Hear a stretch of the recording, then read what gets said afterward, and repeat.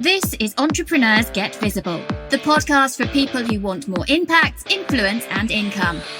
I'm Anna Parker-Naples, and I'll be sharing with you proven methods from leading entrepreneurs that help you get visible as an authority in your field. Because anything's possible when you get visible.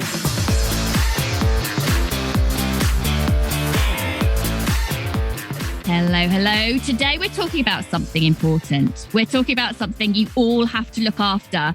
Today, we are talking about money, and I'm really very excited today because I've got with me Lesley Thomas, who I think you're going to fall a little bit in love with. I've known Lesley a couple of years now, pretty much from when she first entered the online space. I think Lesley was introduced to me. Well, I don't know. I'll let her tell you in a moment. But Lesley is a powerhouse at informing people about how to improve their wealth by how they think. So welcome to the show, Lesley. It's great to have you here. Hi there, Anna. Absolute pleasure for me to be here with you. Particularly, as you said, we've known each other for a couple of years. I love this particular podcast. I listen to it in my shower. Yes, you are in my shower on a regular basis. So to be on the podcast as a guest is a real honour for me. Thank you for having me. So big shout out to you, Lesley, as you're listening back to this in the shower. We're talking today about money, and I'd love to hear your thoughts on why people don't talk about money. What is it really that sits behind that? It's a whole question around a lack of, self-worth, self-value, what happened to them during their childhood in terms of how their parents were around money, the messages they picked up in their environment about money. And we're taught that we don't talk about money. Money is seen as something that should be done behind closed doors, should be done in privacy. It's something that people use to compare themselves with other people and do so in a way that they'll either come up feeling inferior or they will think about others in a way that is inferior. And I think for a lot of people, it's a conversation that is uncomfortable. But like with anything, the more we talk about something, the more comfortable we get. And that is part of my mission, to get us talking about it more, because when we talk about it, when it's no longer hidden away as something that is very private, then we have the ability to get much more comfortable with it.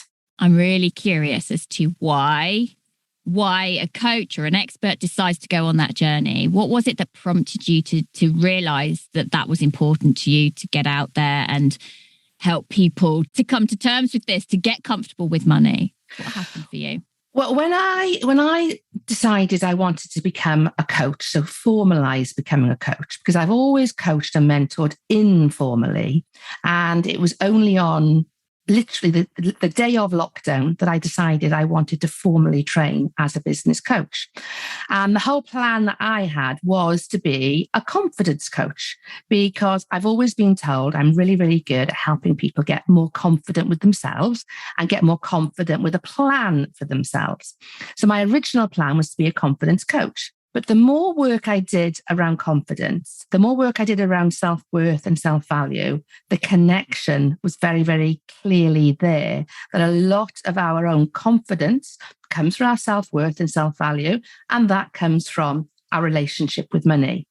And people think that our relationship with money is just about the number in our bank account, when it's not. It's so much bigger than that. How we do money is how we do everything. And in our business in particular, how we show up in our business, how effectively we put boundaries in place, how effectively we are visible and allow our would-be clients to see us, all relates back to our sense of self-value and self-worth, which relates back to how we are with money.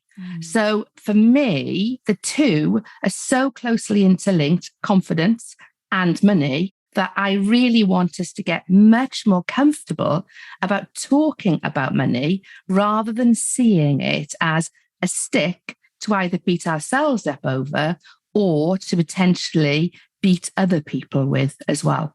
How easy do you find it to talk about money and wealth? I've never, ever had a problem talking about money. And I think that goes back to my parents. My parents were very, very middle class. They went through, they bought their house during the 80s when interest rates were extremely high. So, I know that they had to, balance the books, etc. But they were always very open about, us needing to save, us needing to think about our futures, thinking about having a mortgage and what that entailed in terms of getting a deposit, etc., etc. With my children, very, very open about talking, about money and the importance of understanding and respecting money. And as you know, I have a second business. And in our other business, we deal with very, very high net worth people. So I can pick up, the phone to people who have literally millions of pounds and millions of pounds to spend. But I've never had a concern speaking to them, a reluctance to speak to them, feel myself any less worthy of speaking to them. But I think that it goes back to my mum in particular, always teaching us we are as good as anybody else. And I have always had that self-belief that whatever I want to do, I have the ability to do. Do I get in my own way? Absolutely. Yeah. All the time. But at least I recognize I'm getting in my own way and can do something about it. It's interesting hearing you talk about mixing and networking and doing business with people who are extremely wealthy. That's one of the things that I never thought, I have any money issues. Until I was 9, I would have said we were averagely middle class. We didn't have excess, but it was great. My dad earned a significant amount of money all in one go. So we suddenly became the rich kids. And there was always that part of me that felt we don't actually belong on the street we now live in. We don't actually deserve this big house, but you don't notice those things. And then over the last couple of years, as I've been hugely up-leveling my networks and my connections, I'm now mixing with multimillionaires on a regular basis. And I kind of, even 2 years ago, felt a little bit in awe of some of those people. Wow, they must be so together, they must be whatever, because they're in my model of the world loaded. And actually, people are people. They're all people. They still have life problems. They still have money concerns, actually. Even if you've got millions in the bank, you've still got money concerns. Absolutely. They're just different. They're different sized money concerns. They affect your life in a different way, but there's still shame and emotion attached to the money issues that go on. And that's been really fascinating. So I would imagine then that I don't know, maybe you guys who are listening should reach out and tell me what level you're at. But I would imagine more people listening to this show are not yet in the realms where they have millions. So where do they start with this? Where can they start to improve the way they think and talk about money? I think it's first of all having that awareness. It's having the awareness of the internal conversation that we're having with ourselves. And is that conversation supporting us or is it throwing us off course? Because as you know, our subconscious, its job is to keep us safe. And in order to keep us safe, our subconscious wants us to keep doing what we've always done because we know the results we're going to get. As soon as we decide we want to take on a different course of action, we want to up-level ourselves, all of a sudden our subconscious starts screaming at us, what the hell are you doing? Why do you want to do that? You're going to look stupid. People are going to be saying, who the hell are you? Don't do it. Keep doing what you're always doing, what you've always done, because you're safe that way. Once you actually recognize that is going on, once you recognize that you are leaning away from the discomfort of moving to that new place and you're just playing it safe, staying comfortable, when you recognize that's not serving you, it's not helping you move from where you are to where you want to go, then you can start having a very, very different conversation with yourself. I think one of the important things around this is that you begin to recognize when you're having a thought about money, because sometimes we don't actually realize the thought we're having is about money. So, Absolutely. For example, I shan't bother getting my hair recolored because that's a bit of a waste, for example, right? Yeah. Whereas actually there's a money story behind that. And I think that particularly as women, we do it all of the time, although this is not a female-only issue. One of the things I did want to ask you about was we see in the online space almost two camps. Those who are, and maybe there's some some subconscious programming going to be revealed in what I'm about to say. There's some people who throw their Stripe accounts at us. There are some people who are bombarding us with how much they're making on a monthly basis, how much they're making per year, how much their launch was. And then there's the other people who decidedly think it's actually a little bit uncouth or icky to be sharing your figures, that's actually that's not the badge of honor that the people doing it think they are. Where do you sit with that? Should we be talking about money in that respect? With that, I don't know. I was going to say bragging, right? Should we be doing that?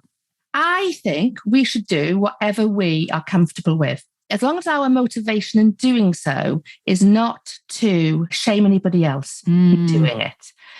When I say let's talk about money, I don't necessarily mean people have to go around with their bank statement, taped to their forehead, or they don't have to reveal, what is coming into Stripe, etc. If they're doing that to genuinely show the art of the possible, then I think that is a good thing. And I will reveal something here. And I said this on my podcast a few months ago. I had a particular coach on my podcast, and I'll say who it is because she's very aware of, because I said this on my podcast. So I had Lisa Johnson on my podcast, and I was very honest with her that last year I had to unfollow her because I found it really, really uncomfortable. Lisa showing her Stripe bank account, showing all her purchases, etc., etc.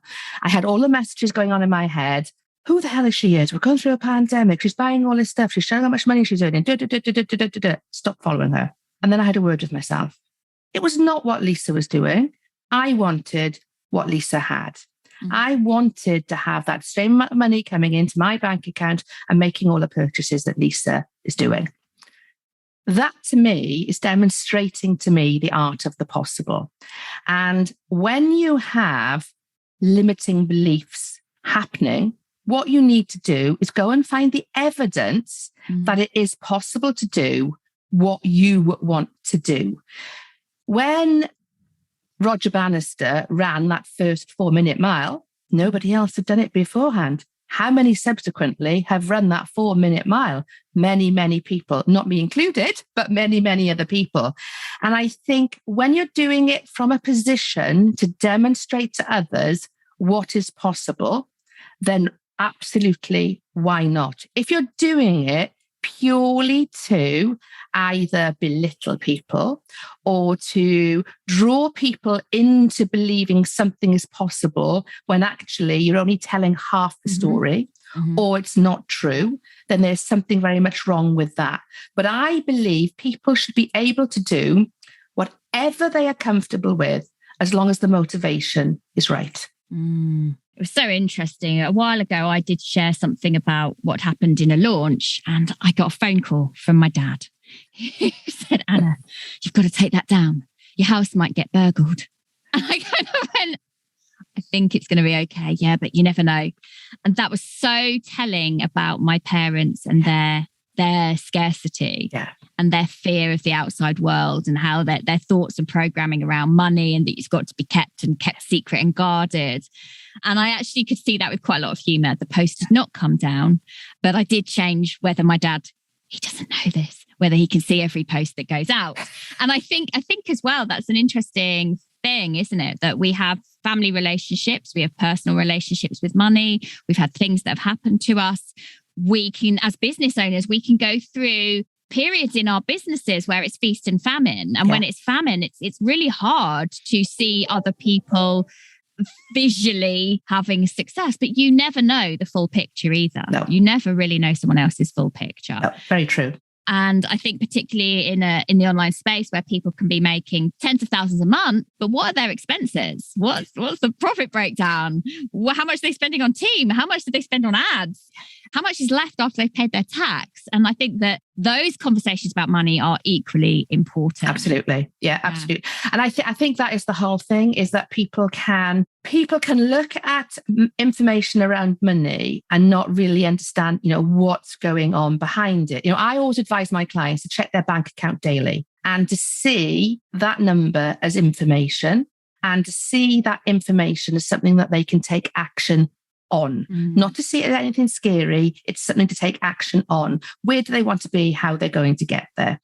But to view everything in this online world, exactly as you said, with a pinch of salt. We're not all on the same journey. Some of us have started this journey earlier than others. Some of us have taken a different journey. So never measure your success with what somebody else is putting out there, because your journey is going to be different. Always utilize that same sense of your radar, checking what is going on, what seems sensible, what seems as though it's overinflated. Very often when things seem too good, they actually are. Those courses that are promising, study my course for 7 days and you'll hit your first, 10,000 month, your first 7-figure year, etc. Very often, not very often, always, they are always going to be they're not going to deliver what they say they're going to deliver. But if you follow somebody for long enough and you can see the path that they've trodden and you can understand that they have values that match with your values, and if you then start to replicate what they've done, then you will start to see and enjoy some of those successes. But this online world isn't a quick fix. It isn't going to be a get rich quick scheme. And I think very often that is what is put over to people. It's a get quick rich scheme. There is so much potential and so much possibility, but it does take time to build an audience and absolutely to nail your product. In terms of that, talking about money though online, I do think it's always connected with our sense of self, our sense of, are we good enough? And I think one of the things that I think is one of the most important things people can understand about money is that is not the key to happiness, that it isn't that. Yes, it can bring you safety, that feelings of safety. It's all feelings, it's all emotion, feelings of safety, feelings of security, feelings of achievement potentially, but it's not actually going to make you happy. And I think that if we see so many very successful CEOs who have got all the money in the bank, but they're dreadfully unhappy. And I think what's important is finding ways to make money that are actually making you content and you feel as though you deserve what you get when you get the good stuff. Absolutely. And that when things aren't working out for you, it's not because you're a bad person or you're inferior in some way, to use a term you were reflecting on earlier. And that, of course, I loved it. You used my buzzword, visible, earlier. When we don't feel deserving, it's very hard for us to put ourselves out there. When we don't really believe in what we're selling, which is another form of talking about money. We don't really push it. We don't really go for it or when we do, there's something incongruent in the way that we show up on camera or on podcasts because it's uncomfortable for us, because we don't believe that we are good enough to be charging what we're charging. So where does someone start with this? Where do they really begin to unravel this work? Do you know what suddenly popped into my head as you were talking there? You were responsible for me doing my first Facebook Live. So as you know, I started your mastermind back in the summer of 2020, having never gone live on Facebook before. And in fact, even more than having not gone live on Facebook before, I had never opened my Facebook up to anybody more than my friends, people I knew, people I'd met in the real world and had, relationships with. And I had about 250 or so people in my Facebook world. And I had huge reluctance about opening it up to anybody else. I now have close to 4,000 people on my Facebook profile. I still only know about 300 of them, but actually I know online a lot more than the 250. However, that first Facebook Live I did was the scariest thing I have ever done. But you made me do it. And I am so glad you made me do it, because like with most things, the first time is the worst time and you get considerably better. Now, I have no problem in getting visible online at all, because I make a direct connection between how can I help people if they don't know I'm there? How can I help people get much more comfortable in their relationship with money, in making more money, if they've never, ever heard or seen of me? And more than that, if I am not visible, I am clearly gifting that to other people rather than to me and my business. So I think I directly connected my why to my visibility. And now my subconscious knows, even when I'm having a fat day, even when I'm having a spotty day, even when I'm not feeling it, my subconscious pretty much knows, no point me arguing with her. She's going to go live anyway. I might as well just leave her to it. So I've no longer get that same level of resistance anywhere near as I did in my early days. And I think it's exactly the same with our relationship with money. We have to think about our future self, and we have to think about what is our future self doing that we can now help her to continue to do and help her to move forward. And the only way that we can do that is to understand where we are now, where we want to be, and what are the gaps in the middle.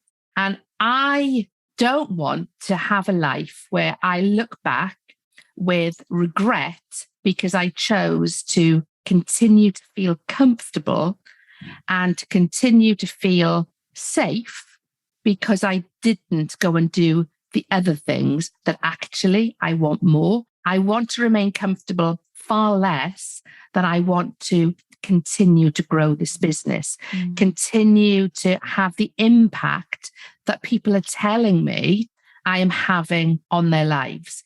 And I can only do that by getting uncomfortable pretty much every single darn day of my life now. And do I always like that? No, I don't always like it. Do I ever wish I hadn't started this journey? Absolutely bloody not. I am so, so glad I did. And I think that is the whole thing, is to really examine what you want and what is preventing you from getting there. And usually there's only one thing that's preventing you from getting there. When you go and stand in the mirror, you're looking at that person that's stopping you from getting there. Because I think what we have all been shown, particularly during the pandemic, we can either let external influences hold us where we are and allow it to be the excuse that holds us where we are, or we go and look for those people who have turned it around, who haven't let the pandemic hold them where they are. And we go and find out how they have done that. What do I need to do to move ourselves, to move myself to where I want to be?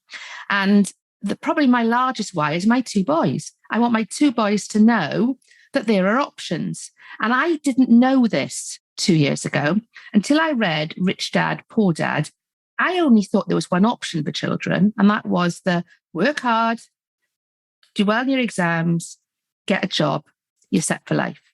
I now know that's completely wrong. Yes, you can go down that route, but if you do, you're probably putting your future into somebody else's hands.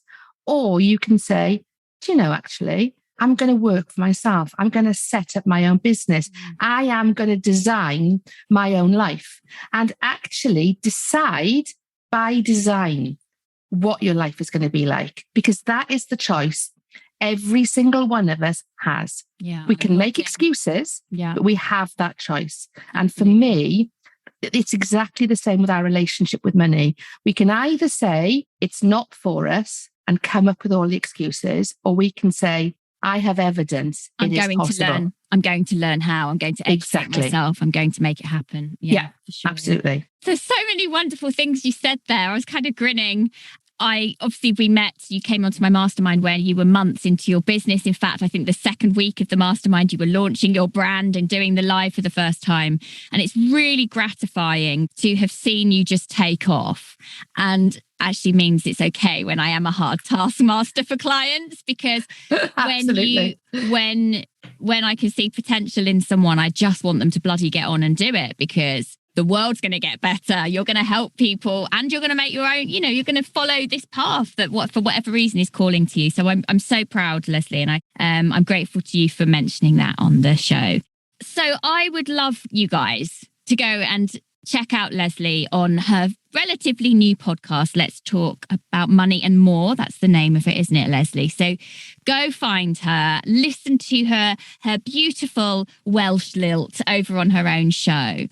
And Lesley, for someone out there who is not in an easy situation around money right now, what do they need to do right now? What first step can they take to recognizing where they're at and doing something about it? If they're not in a good position, it's to understand what exactly is that position and to be honest with themselves. I had this conversation on Monday with somebody about putting their heads, burying their head in the sand and not appreciating where they were in their relationship with money. And I think that's exactly it. Having that awareness of exactly what is going on and then the desire to change it. Because if you have awareness and desire, and you really, it could be opening up those envelopes that you've hidden under the sofa. It could be picking up the phone and having a conversation if you owe somebody money. It's actually looking at where you are, being really honest, where you want to get to, and understanding those gaps in the middle. So for those of you who are a little bit scared to open your banking app on your phone, go and do it, because knowledge is always better than the fear that you're carrying that things are worse than they are. Because once you have that knowledge, you can take steps to do something about it. Absolutely. Thank you so much for coming on the show today, Lesley. And I would love you guys, if you're listening, to reach out either to me or Lesley or both of us and let us know what your takeaways are from today's episode. Thanks very much, Anna. Thank you for listening to Entrepreneurs Get Visible. To get your free checklist on how to raise your profile and to find out about our community, go to annaparkernaples.co.uk/get visible.